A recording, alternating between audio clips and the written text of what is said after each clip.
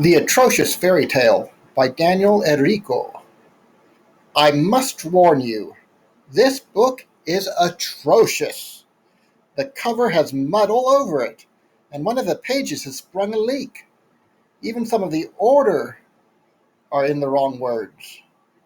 It is the worst of the worst, so don't say I didn't warn you. Our story begins with an atrocious king. None of his laws ever made any sense. Tuesday, he laughed. There is no such day, and I'll hear no more of it as long as I am king.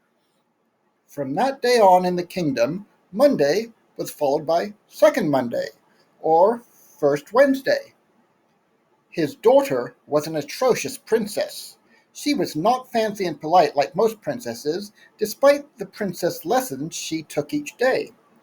She never brushed her hair. She smelled of month-old bananas, in fact, and she was very devious. She even set traps throughout the story, and if we had a different version of the book, we'd be seeing that right about now. One day, the princess went missing. In her place, there is a note that read, "I've taken the princess. You me catch never will." After reading the note twice to understand it, the king commanded the greatest hero in the land to find his daughter, and that greatest hero was Mr. Thorp. Well, let's see if the author agrees there. The greatest hero in the land happened to be an atrocious hero. He was often too frightened to leave his home, and he was also scared by butterflies. Oh, this is sounding more and more like Mr. Thorpe. However, he had once defeated 2 caterpillars and a moth in a single battle, and this made him the greatest of all the heroes in the land. The hero rode to the castle of the meanest villain in the kingdom, but the villain, too, was atrocious. He bought flowers to old ladies whenever he could, and out of the kindness of his heart, he once built a house for someone who needed it. The hero stormed the gate and charged into the dungeon of the villain's castle. "Surrender the princess!" he yelled while shaking in his armor. "I don't have a princess," said the villain. "I use this dungeon to bake cookies. But what's your step? Because there's a leak down here." The hero was more confused than usual. "If you didn't take the princess, then who did?" asked the hero. "We should go ask the dragon what he thinks." Mind you, this was an atrocious dragon. He was known for being tidy and wise, not fierce and ferocious like dragons are supposed to be. He brushed his teeth every night, and when he bathed, or breathed even, there was no fire, just minty freshness. The dragon was very upset when they found him. "Someone's stolen my gold, and they left this note in its place," he cried.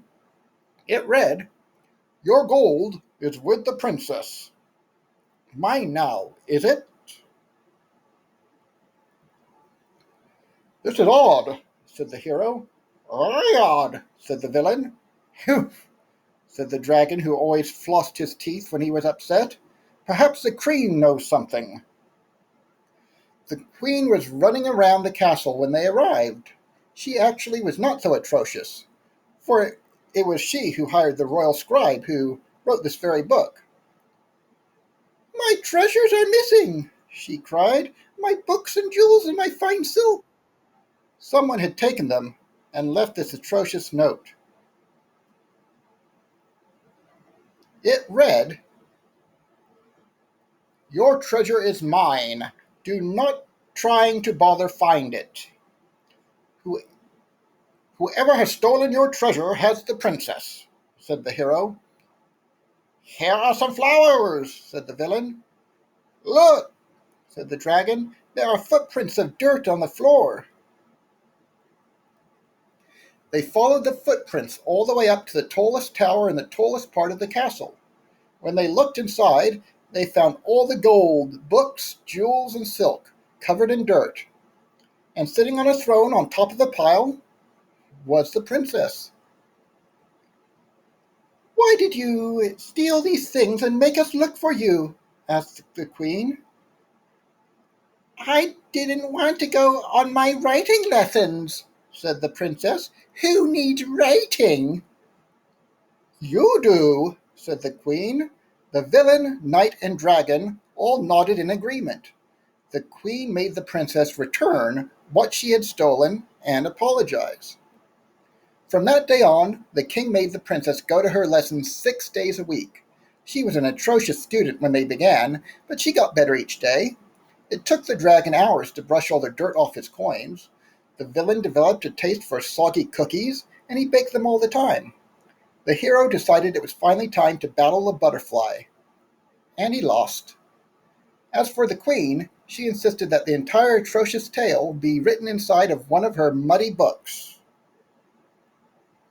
I warned you this book was atrocious, and now it's over. Perhaps one day you could write a better one.